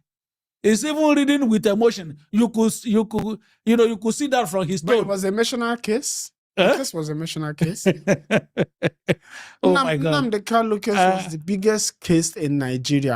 I think it's still the biggest case in Nigeria right now. And this guy has handled it this way. I don't know what exactly they wanted to do, or they wanted to provoke riots in the eastern part or protest. I don't know exactly what their plan was. No. But one thing is guaranteed. Any hatred that they wanted to spark, they have succeeded in that. No, you see, Nigeria is destroying themselves. Do you know how many years that Igbo people talked about what happened during the Civil War and the Ojukwu, how they maltreated our leader Ojukwu, right? And the kind of love that we had for Ojukwu, another person that we had that kind of love for is Nnamdi Kanu. Look at how they treated Nnamdi Kanu's case. And they said Igbos are working against the unity of Nigeria. No, you see, my brother, for me, this is not about Igbo or Nnamdi Kanu. No. It's only the people who cannot think deep that will see that. They are using, I would say right now, they are using, because these people that support this thing because Nnamdi Kanu is Igbo, they are forgetting that this is one country. Yes, it's going to affect everybody. And I will tell you where we are going. And we are very close to them. It's already happening. Now, what is doing, they may think, because it's an Igbo man, everybody is jubilating. That is what I'm saying. Yeah, it will boomerang. Because what goes around comes around. Yeah. Okay, now this is trying to balkanize the nation. You remember this recently, what happened in PDP? A judge gave a ruling in Abuja. This Makinde fashion secure another ruling in what is it called? In Ibadan. That is a conflict. Okay? They are now balkanizing the judiciary. So you are now, you thought you are doing an Igbo man. You don't know that what you are doing will go beyond, because it's a point of reference. A time will come, it will happen to two elephants, like what happened to Nwike and Makinde. Yeah, Nwike went to Abuja and secured his, court order. The same way, Makinde did secure his court order in Ibadan. Yes, and there was a clash. That is where we are going. Very soon we will begin to have such clashes, because they are just balkanizing the nation. They are just balkanizing every department. That is where it's going. It's not about Nnamdi. They are just exposing themselves, and they are destroying Nigeria. At the end, it's not about Igbo man. To them, yes, an Igbo man. Let's do it. Very soon, they will fall out among themselves. During their clash, there was middlemen, right? That was going to suffer whatever happened if that incident was happened, that it escalated. Other people will suffer it, and it's not Wike and Makinde. I think the first time that Wike was present during this kind of thing was during that Yerima, right? He was present. But this kind of thing happens when the leaders that will tell you, oh, go and do this, they will not be around. You will go there, something will happen. They will say that there was an accidental discharge of this rubbish that they normally do. And somebody will lose their life because you were fighting for these useless politicians. And the thing they will do is they will go and visit your family and say, he was a good man. He was working for the country. And that is it. And your family will not even get their pension. Are you still wearing enough layers to insulate Alaska? You need the new 3. Your family will not even get your pension. How many? 2-3 weeks, your story is forgotten. When Yerima on happened, every Nigeria was singing Yerima, Yerima, Yerima. They've moved on from that one. It's going to continue. That is what Makinde happened. Yes. I'm sure they've moved on. No, you see, it's increasing. They are amplifying it. Do you understand? Very soon, it will go to a point, a judge will give an order, nobody will obey. And there will be a fight. It will become an armed conflict. Survival of the fittest. It will be between the two parties. The judge cannot command anybody to fight. Yes. No, he cannot. He cannot command. The only a time will come, sir, if they don't take time, you see, a fight will erupt in the court between judges. The way they are going, just mark it. Has it not happened before? Well, I don't have. No, if you say it hasn't happened, I will be very surprised. I don't know if it has happened, but the way it's going now, that you are not following the rules. You are judging. You just feel like reading judgment because you have the power. Some people are backing you. A time will come, there will be division among the ranks, among the, like what happened between Wike and Makinde that used to be ally. Yeah, it will continue to happen. A time will come, that division, that balkanization will happen in the judiciary. And then one judge will rule, the next judge will say, no, this is not what we agreed, and this is not the law. Before you know, the fight will erupt in the court of law, and nobody will obey them again. They will finish themselves. There's an adage by this our writer Echeno Achebe that when the gods want to destroy someone, they first of all make him what? Mad. So they are heading towards their destruction, and the gods are making them mad. So they don't care what decision they take. They don't care what judgment they pass. They feel they don't know they are heading towards their destruction. It is very close. Is there any way Nigerians that are not, this, I'm saying again, this older generation, these new generations, is there any way they can salvage Nigeria? Yes, I think the salvaging of Nigeria will come from the new generations. And for me, I think I will agitate for that. And one of the way for them to do that is to stop, we give very heavy respect to our elders in Nigeria. Yeah, I think that is what is holding the new generation. It's uncalled for. Yeah, that due respect we are giving them, I think they don't deserve it. Sincerely. They fed. Yeah, they fed woefully. They fed woefully. You understand? So I think Nigeria should start to withdraw. There will be the respect. Who are you going to call? The respect we have for the other. From A to Z, every organization, Christian, Muslim, judges, everywhere, executive, everywhere, the older generation, all of them, they have destroyed Nigeria. Because we don't know where they stand. We don't know. No, they don't stand. It's very painful. We don't know where they stand. They are masquerading. We cannot follow them as fathers. We cannot follow them as elders because we don't know where they stand. We don't know where they are going. It's very, very painful. Nobody can say, no young person that can say, this is where our elders, this is where they stand. Nobody. And that is shameful, and that is disastrous.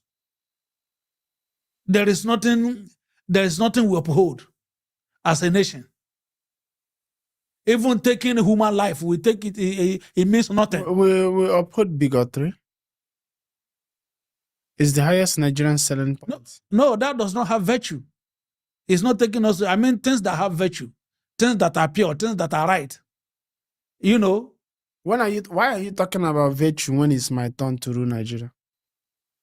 no, well, oh, yeah, Why are you talking about virtue where they'll be giving relevance to somebody that you will look at? What have this person I'm giving relevance to contributed to Nigeria? Why are they every time giving microphone to Gumi? Why? Why do you every time you call some old or 80, 90 years old person, that's the only thing the person contributed to Nigeria is, and that maybe is the states or who gave him education, now the person can speak only good English. That is the only thing that person have contributed to Nigeria. That is the only thing that person have contributed to Nigeria. Every time you invite the person to be given the person useless relevance. Like Nigeria is in a place like we need to prioritize people that can give their life in the cause of this country. Not old people that the only thing they preach about is bigotry. Oh, I don't support him because why you do not support him? This is just an instance. You start speaking English from this goalpost to that goalpost. Okay, the person you support, why do you support that person? You will still be speaking English that have no headway. It's not like you know that country is being run on policy. It's not that you can say, okay, this thing, this person worked with this policy before, or this is the policy that this person have. You schooled abroad. You know how developed countries works. Exactly. You have other passports. You know what is their foreign policy. Nigeria do not have any foreign policy. Nigeria do not have any ambassadors. Nigeria do not have any diplomats. You know, you with all your knowledge and the kind of English you can speak, you cannot just stand and say, no, you are too old. Many of you guys are so much old. You cannot just say, okay, what good have I done to Nigeria? I think it's just time to give back. Most of you got education on this thing. For free. For free. Now, the states train you guys. And what you guys used it to do is to useless the country. To embezzle. There's another thing, that used to come to my mind. And for Nigeria to know that we're in a deep shit. Sorry. Okay. These guys will say most educated people in Africa is from Nigeria. Then you are going to look, what exactly are you talking about? Well, yeah, the benefit of that education. What exactly are you talking about? Now, I have said before that I did not contribute to where Nigeria is right now as an Igbo man. I did not contribute. Now, let's look at those people that contributed to this. And when you give them, and they will speak English from here to there. And right from when they can speak, and people will hear them, when they can talk to government, they cannot help to navigate the government to the right path.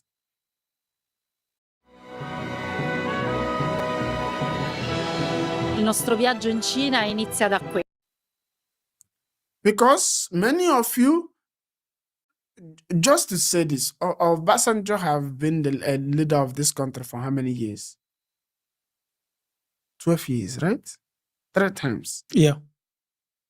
And Buhari, how many years? Almost same. 2 + 8, right? And all of them. So what exactly did you do to Nigeria? What exactly have you done for Nigeria to move Nigeria forward? Nothing. And you will see this set of people you'll be presenting, giving them microphone to speak to Nigerians. You'll be inviting them. You see what happened to this place. What do you think you can do with all your experience? What exactly experience did that person have? No, seriously, what exactly experience? They are all doctors. For me, they all have doctorate degrees, seriously. For me, I'm an advocate that our elders should be withdrawn. sincerely. I know I'm growing to be there, but I cannot see something that will destroy my children, and I will support it. And that is part of the reason I speak. The opportunity I have, I let people know that we should follow the right path. These are what our elderly statesmen are not doing. Both our royal fathers or they are not doing. And part of the reason most of them have eaten bribe. They have taken money they are not supposed to take. Who are your royal fathers? This Tinubu as a criminal have long been, giving out, dishing out some money behind during their birthdays, during their inauguration, during their has been sharing money for them. So this time now it's difficult for them to even speak. before Tinubu, right? Everybody's lamenting right now. Every section, everybody's crying everywhere now. Yeah, but 2000, but getting worse. 2014, right? 2014. Did you see the caliber of people that was protesting all over Nigeria in Lagos? Yeah, I saw that. Yeah. Where are they now? Yeah, it's that's a $1 million question. Do you know what they do? They go to their church and they pray in tongues and they give ultimatum 7 days. That 7 days will come and pass. 7 years will come and pass. 7 decades will come and pass. And their congregation will not say, no, you guys are making mockery of this God that we are all serving. You are using the name of Christ to enrich yourself.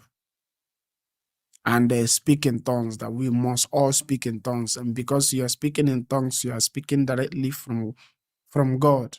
You are lying to your congregation. You stand in the presence of thousands of people, both people watching you from everywhere. You are lying. Tell me the integrity that you have. Show me your integrity. If you will come out in 2014 to protest and you cannot protest now, what integrity do you have to speak? Yeah, that is what I was telling you, that that Nigeria have been balkanized on every sector. And that is why we don't have where we are heading to. We are now speaking of Christianity, right? Our clergy. If you go to also the Muslim side, the same, Nigeria is balkanized. You go to our royal men, the same. Everywhere have been balkanized. We don't have a place we stand. And that, for me, that is what worries me. What makes us a Nigerian? Where are we heading to? Where is that dream? It's like we are heading to nowhere. And man, it worries my heart. It gives me, sleepless nights. That a whole nation full of human potentials, natural potentials, very, very endowed, but with both spiritually and physically. Nigeria, even the men of God, they have so much anointing that they can even sell it in a bottle, and it will work for people outside. No, they are selling it already.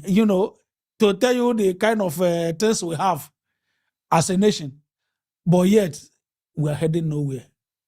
There is no, there is no focal point. There is nothing we are looking up to. There is nothing. Everywhere is balkanized. Everywhere. From the law, there is not. It's for me, it's painful. It's painful, and that is why we should get rid of these leaders. The youth should arise, because we cannot look forward to our our statesmen. We cannot look forward to this elderly men. The youth should arise. Nigeria needs serious and overhaul. put all of them out. Serious overhaul is not just needing serious overhaul, and we need to stop giving relevance to people who do not deserve it, because respect is earned. How did you actually get? All of them does not deserve it. Okay, look at Nnamdi Kanu case we are speaking now. Only few lawyers, air their view that this judgment is wrong. But it did not start today. You do understand? Wait. It did not start today, right? Okay. It did not start today. Yeah. If we're going to talk about, we're talking about law. How did Hope Uzodinma become governor of Imo State? Okay. It did not start today. Yeah, there you come. There you go. Yeah. How did he become governor of Imo State? Yeah, the person who took a fourth position. I became was also watching Some lawyers say I was in court when the judgment was pronounced. I can't believe I'm a lawyer. You see that? Leave the profession. Just leave it. There are some things dead. you can do. Leave it. They vocalize it. Is dead. Leave it. There are so many things you can do. Now you don't have faith in the judge that is going to judge. It does not matter what you argue. It does not matter what you argue. It does not matter. Because people who are going to decide, you already know what they are going to decide. You see, during the 2023... In this Nigeria right now, can you take Wike to court? No, it's not possible. In this Nigeria right now? It's not possible. It's not possible. He will floor you 1,000%. It does not matter the evidence. It does not matter the evidence. It does not matter even if you are the one that is right. They will make you wrong. It's not possible. That is where Nigeria is now at the moment. It's a shame. And it's worrisome. Yeah, a nation like that cannot move forward. It's not the case. It did not start today. It's just that it looks like sometimes we're managing it, but it did not start today. Look at the ruling in the 2023 election. Even some of INEC was even the court will give them order to provide evidence. They will not. They will decline, and nothing happened. Of course.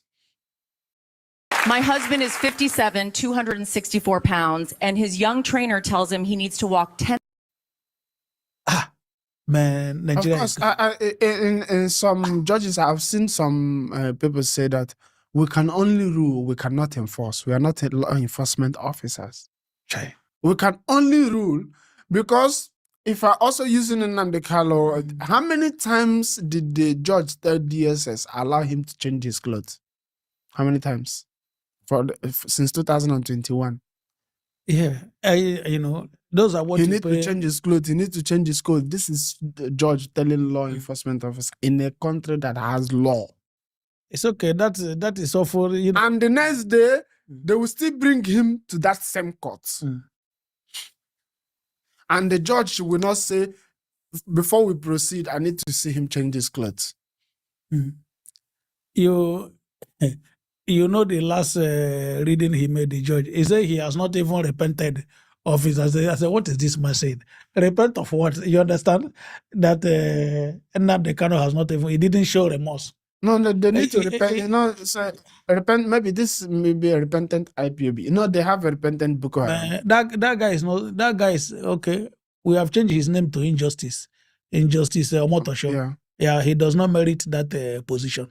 He is part of the people that they have promoted for this cause. Sincerely, if you go and check through the record, this is somebody that they have pushed, to be there so that it will rule in their bidding. Look at look at the last time they hold a meeting. They were singing yes. Your mandate will stand. Yes. A whole judicial, but they are standing on his mandate. Yes, a whole judicial gathering. Singing that we are standing on the president, not on the constitution. Man, Nigeria is gone. Okay, you have seen. It's not about Nnamdi Kanu. Yeah, it's going to affect. It's going to affect everybody. That is the question I wanted to ask. It will affect everybody. You have seen. It's going to affect everybody. You have seen the rate which Nigeria is fucked right now. How do you think you can salvage Nigeria? I don't think it's the youth can do this thing to Nigeria. No, it's the youth. No, how are they really going to do it? It's the youth. No, now we are talking about the judges. It's not just the judges. We are talking about our spiritual leaders. It's not just our spiritual leaders. We are talking about our politicians. It's not just our politicians. We're talking about law enforcement. How are you going to salvage Nigeria? Yeah, there's a time of reckoning. And I believe that time will soon come. I believe. Sometimes if something have not rotten to some extent, the revolution will not come. When the revolution will come, there will be a purging. In this divided country? Yes, it will come. If God destined us to be one, it will come. But if not, there will be a division. Yeah, because we have got to the peak now. You understand that a judge can rule on a case without referring to the law on which the judge is standing on. So there are some people who look at Nigeria right now and try to think critically and say, okay, look, everything that is happening in Nigeria now is not the fault of Igbo. This is actually a distraction that they are mentioning Igbo in everything. So young Nigerians, in a large number of Nigerians are thinking like this. I mean, the young ones. I'm asking. Okay. Because if they cannot think like this, they are still going to grow old. No, so Nigerians are thinking. You see, some Nigerians are thinking, especially the learned ones. Part of the system is so is so entrenched. These young lawyers right now that they cannot do anything because the judges are the people that are going to call the shots. They will argue from now till the kingdom comes, still nothing will happen. And these politicians will find a way. It say if you cannot beat them, join them, right? They will find a way to make these guys join them.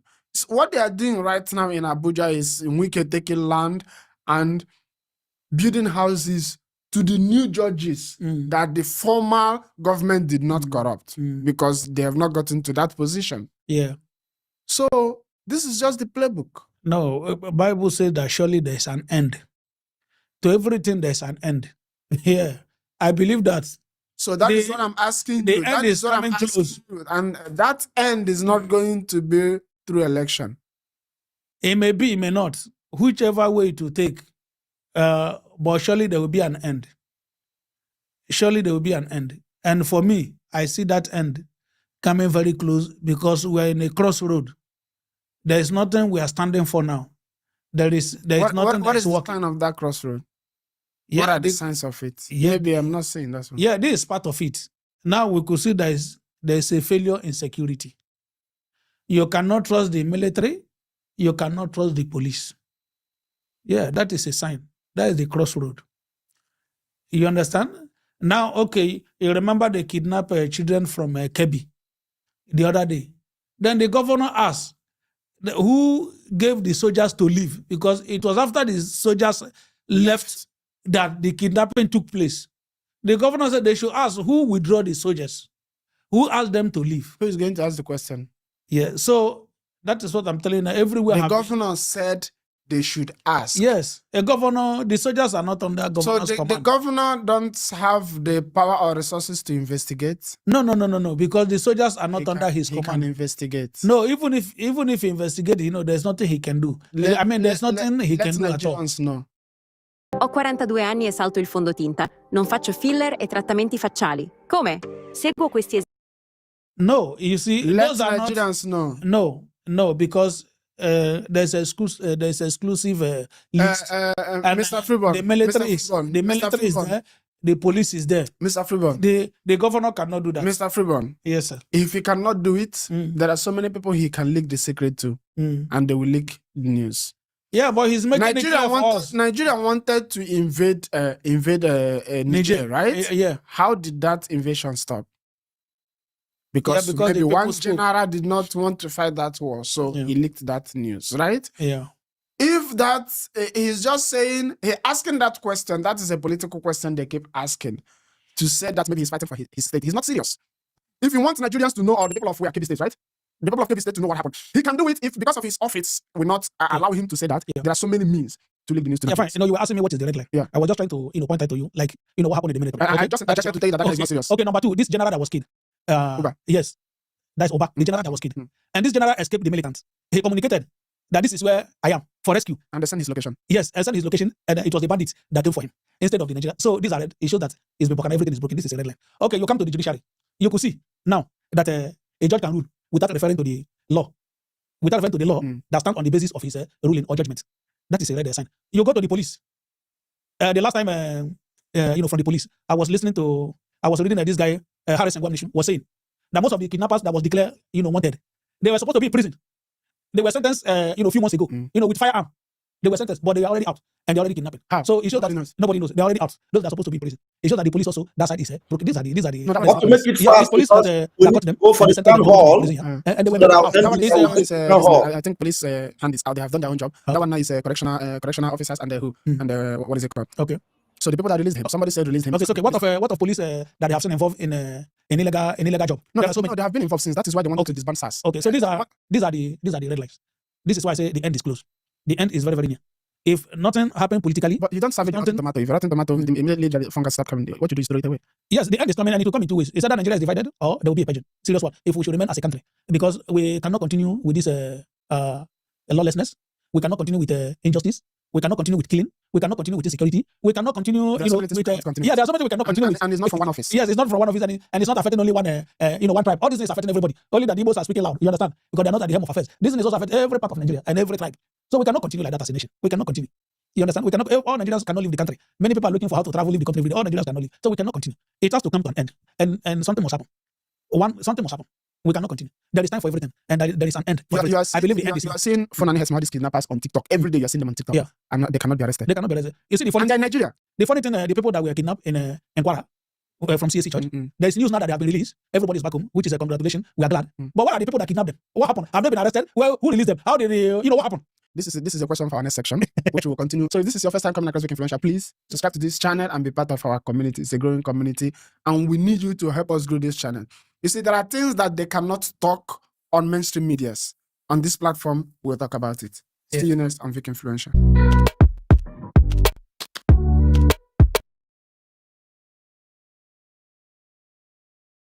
Thank you, Vicky Influential. That was a very good interview, a very good narrative.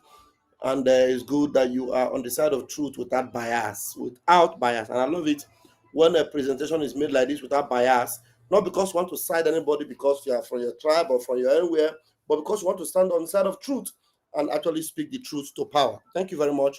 And we'll end this now. Please join me. I've put the link to the town hall on my Twitter handle. The link to the town hall is on my Twitter handle. Please join me. Otherwise, let me copy and paste right now on the comment section. Right now. Wait a minute.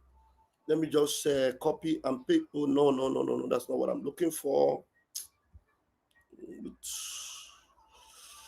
Oh, no. Okay, I'll still look for it. 1 minute. Oh, instead of copying it, the thing now click on the link. I need to copy it and put on the comment section, not to click on the link. Wait.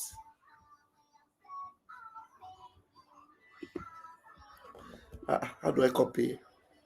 Okay, wait. 1 minute. I want to see if I can put the link on.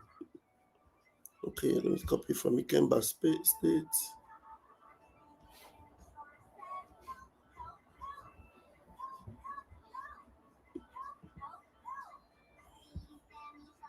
Okay, let's have it. All right, let's have it.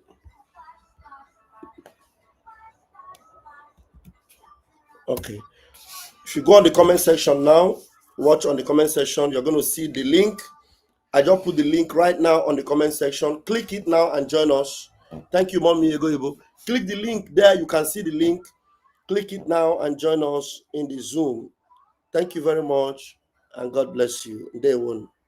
I'm opening the Zoom also right now to join. Just click it. The Zoom is open and join us there. Thank you very much, and God